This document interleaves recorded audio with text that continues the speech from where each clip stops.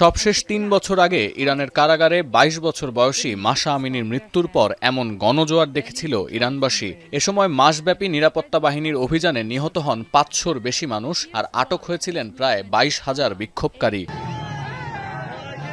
গেল ৫০ বছরে ধারাবাহিকভাবে বহু গণ আন্দোলনে কেঁপেছে ইরান, যার অধিকাংশই ছিল দেশটির রাজনৈতিক, সামাজিক ও অর্থনৈতিক বাস্তবতার প্রতিফলন মাত্র।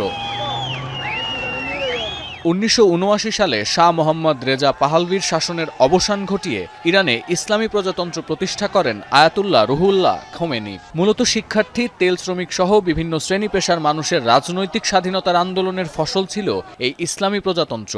এরপর নতুন সরকারের দমননীতির কারণে দীর্ঘদিন শান্ত ছিল ইরান। ১৯৯৯ সালে একাধিক হত্যাকাণ্ড বা চেইন মার্ডারের জেরে ইরান জুড়ে বিক্ষোভে নামেন বিশ্ববিদ্যালয়ের শিক্ষার্থীরা। নিরাপত্তা বাহিনী তাদের দমনের চেষ্টা করলে আরও তীব্র হয় আন্দোলন, আটক হন হাজারো বিক্ষোভকারী।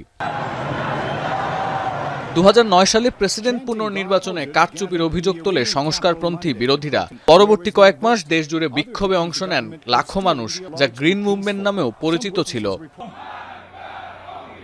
২০১৭-১৮ সালে খাদ্যপণ্যের দাম বৃদ্ধি এবং দরিদ্র জনগোষ্ঠীর নগদ সহায়তা কমানোর সরকারি পরিকল্পনার প্রতিবাদে বিক্ষোভ শুরু হয় মাশহাদ শহরে। ২০১৯ সালে দেশজুড়ে পেট্রোলের দাম বাড়ানোর ঘোষণা দেয় ইরান সরকার। এর জেলে পেট্রোল পাম্প, ব্যাংক ও দোকানপাটে অগ্নিসংযোগ করে বিক্ষোভকারীরা। প্রাণ যায় শতাধিক মানুষের, বন্ধ করে দেয়া হয় ইন্টারনেট সংযোগও।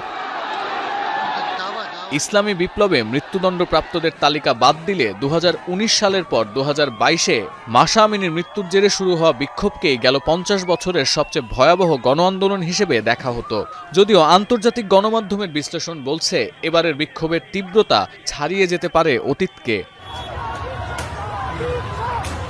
বিশ্লেষকরা মনে করেন, সাধারণ নিত্যপণ্যের দাম যখন ক্রয় ক্ষমতার বাইরে চলে যায়, তখন সেই জনরোষ ঠেকানো কঠিন। নেতৃত্ব সংকট বা সমন্বয়হীনতা থাকলেও চলমান আন্দোলনে অর্থনৈতিক ক্ষোভের সঙ্গে যুক্ত হয়েছে রাজনৈতিক দলের ওপর অনাস্থাও। বিশেষ করে ইসলামী প্রজাতন্ত্রের সমর্থক বাজারিরাও দোকান বন্ধ করে রাজপথে নামায় তীব্র চাপের মুখে পড়েছে পেজেশকিয়ান প্রশাসন।